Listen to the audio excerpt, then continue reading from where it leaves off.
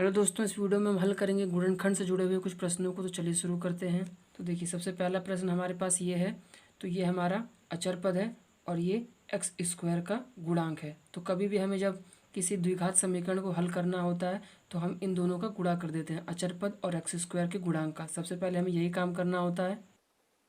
तो ये आ गया हमारा 2। अब इसके बाद हमें दो संख्याएं ऐसी बतानी है जिनको जोड़ने या घटाने पर एक्स का गुणांक आ जाए, बीच वाला जो गुणांक है वो आ जाए, और अगर हम उसे गुणा करते हैं तो ये आ जाना चाहिए।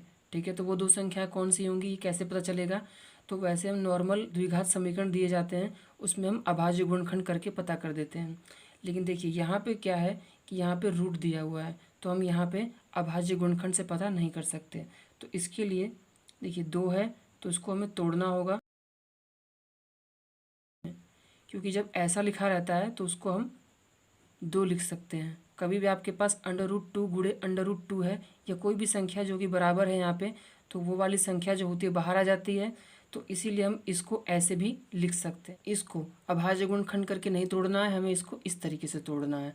ठीक है, तो देखिए अगर हम इनका गुणा करेंगे तो ये आ जाएगा। और देखिए अगर हम इन दोनों को -√2 और -√2, अगर हम इन दोनों को जोड़ते हैं इस तरीके से तो ये आएगा -2√2। देखिए बीच वाला आ गया बिल्कुल -2√2। तो सबसे पहले हम ये उतार लेते हैं, इसके बाद वो बीच वाला -√2x -√2x +1 बराबर में 0। अब हम इन दोनों में और इन दोनों में उभयनिष्ठ लेंगे। तो इन दोनों में हम क्या उभयनिष्ठ ले सकते हैं? देखिए सबसे पहले तो x ले सकते हैं, क्योंकि x इसमें भी आ रहा है और इसमें भी। इसके बाद देखिए इस वाले 2 को देखिए, इसमें √2 गुणे √2 है 2 बार, और इसमें यहाँ पे 1 बार है, तो हम मतलब कि √2 भी ले सकते हैं। तो यहाँ पे क्या बच गया? 2 में से 1 निकल गया। अगर √2 जैसे कि ये चीज़ है इन दोनों के गुणे के बराबर है, तो अगर इसमें से 1 निकल जाएगा तो 1 बचेगा। तो यहाँ पे क्या बचा है? और x भी बचा है, क्योंकि x भी 2 है तो x बचा हुआ है 1, माइनस में ये पूरा निकल गया तो 1। ठीक है, अब देखिए यहाँ पे हम क्या ले सकते हैं कॉमन? यहाँ पे हम कुछ भी कॉमन नहीं ले सकते, क्योंकि यहाँ पे 1 है और यहाँ पे √2x है। लेकिन देखिए अगर हम यहाँ पे कुछ कॉमन नहीं ले सकते तो हमारा ब्रैकेट के अंदर बराबर नहीं आएगा, और हमारा ब्रैकेट के अंदर हमेशा बराबर आना चाहिए कभी भी हम द्विघात समीकरण हल करते हैं। तो उसके लिए हम क्या करेंगे, हमें माइनस को बाहर लेना होगा।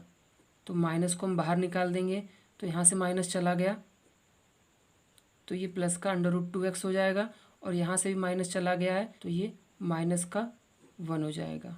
अब देखिए ब्रैकेट के अंदर जो है वो बराबर हो चुका है बिल्कुल, तो इसको हम एक तरफ लिख लेते हैं और जो बाहर बचा हुआ है उसको एक तरफ लिख लेते हैं। यहाँ माइनस है और कुछ नहीं तो मतलब 1 होगा। अब देखिए ये जो है हमारे पास गुणनखंड आ चुका है। ठीक है, लेकिन अगर हमसे कोई कहता है कि इसके मूल निकालिए, मतलब इस समीकरण का, द्विघात समीकरण का हल निकालिए, तो हम क्या करेंगे? तो हमें एक बार इसको 0 के बराबर रखना होगा और एक बार इसको 0 के बराबर रखना होगा। और आपको ध्यान देना है कि किसी भी द्विघात समीकरण के 2 हल निकलते हैं, क्योंकि उसकी अधिकतम घात जो होती है वो 2 होती है। तो यहाँ पे देखिए x जो है ये माइनस का इधर आके प्लस का, और बटे में ये गुणे में है तो ये भाग में आ जाएगा। इसी तरीके से यहाँ भी होगा, तो 1/√2। तो ये इसके 2 मूल निकल गए। द्विघात समीकरण के हल को मूल कहा जाता है। तो ये हमारा पहला प्रश्न हल हो गया। इसके बाद हम अगले प्रश्न की ओर बढ़ते हैं। तो देखिए इसमें भी हम बिल्कुल वैसे ही करेंगे जैसे हमने पहले किया था। सबसे पहले हम क्या करेंगे, अचर पद को और एक्स स्क्वायर के गुणांक को, इन दोनों को गुणा कर दिया जाएगा। तो गुणा कर देते हैं। तो देखिए √2 का गुणा होगा और 5 √2 का गुणा होगा। तो 5 सबसे पहले तो, और √2 का गुणा हो जाएगा तो 2। इसी दो संख्याओं का गुणा होता है जो कि रूट में है, तो संख्या बाहर आ जाती है। और फिर जब ये बाहर आ जाएगा तो 5 बाहर है तो इसका भी गुणा हो जाएगा इन दोनों का। तो ये हो गया हमारे पास 10। तो हमें दो ऐसी संख्याएं बतानी है जिनको गुणा करने पे 10 आए और जोड़ने या घटाने पर 7 आए। बीच वाला जो है वो आना चाहिए हमारा, मतलब प्लस का 7 आए। देखिए यहाँ पे हमारे पास जो संख्या है वो पूर्णांक है, वो रूट में नहीं है, तो इसे हम अभाज्य गुणनखंड से कर सकते हैं। तो देखिए अगर हम इसको तोड़ते हैं 10 को, तो 2 5 6 10 और 5, मतलब 2 और 5 जोड़ेंगे, 2 और 5 को तो 7 आ जाएगा, गुणा करेंगे तो 10 आ जाएगा। मतलब ये तो हो गया हमारा ऐसे ही 2x। इसके बाद इन दोनों में और इन दोनों में हमें उभयनिष्ठ लेना है, और ऐसा उभयनिष्ठ लेना है कि लेने के बाद ब्रैकेट के अंदर बराबर आना चाहिए। तो देखिए यहाँ से हम क्या ले सकते हैं, दोनों में x ले सकते हैं, और मैंने आपको पहले बताया अंडर रूट 2 है और 2 है तो अंडर रूट 2 भी ले सकते हैं। तो एक x बचेगा यहाँ पे, प्लस यहाँ क्या बचेगा, अंडर रूट 2 बचेगा। इसके बाद यहाँ देखिए, यहाँ पे 5 अंडर रूट 2 है और 5x है, तो दोनों में 5 कॉमन है, x नहीं है यहाँ पे तो x नहीं ले सकते हम। तो यहाँ पे अगर हम ले लेते हैं तो ये x बचेगा और 5 चला गया यहाँ से, तो अंडर रूट 2 बराबर में 0। तो जो ब्रैकेट के अंदर है वो एकदम बराबर है, आप देख सकते हैं। तो इसे हम एक किनारे लिख देंगे और बाकी का जो बचा हुआ है वो एक तरफ लिख लेंगे। देखिए ये हमारा गुणनखंड हो गए।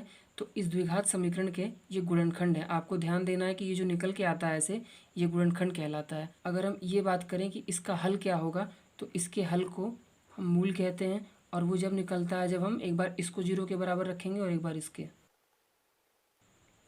तो देखिए ये हो जाएगा आपका, ये इधर चला आएगा तो माइनस का अंडर रूट 2, और ये जो है ये प्लस का है 5 तो उधर जाके माइनस का, और ये गुणे में है अंडर रूट 2 तो ये भाग में चला आएगा, तो ये हो जाएगा। और किसी भी द्विघात समीकरण के 2 ही हल निकलते हैं, तो ये हमारे निकल गए। देखिए ये हमारे 2 और द्विघात समीकरण हैं जो कि रूट पर ही आधारित हैं। बीच वाला यहाँ पे रूट देख सकते हैं आप, और यहाँ पे भी। तो इन्हें आपको करना है, ठीक है। ये एक तरीके का होमवर्क है। हम अगली वाले वीडियो में इसी की बात करेंगे, लेकिन जब तक के लिए आप इसे खुद करके देखिए कि ये कैसे होते हैं। तो मैं आशा करता हूँ ये वीडियो आपको अच्छी लगी हो। वीडियो अच्छी लगी हो तो लाइक करें, चैनल को सब्सक्राइब करें, बेल आइकन को हिट करें, ताकि आपको ऐसी वीडियो मिलती रहे। Thank you.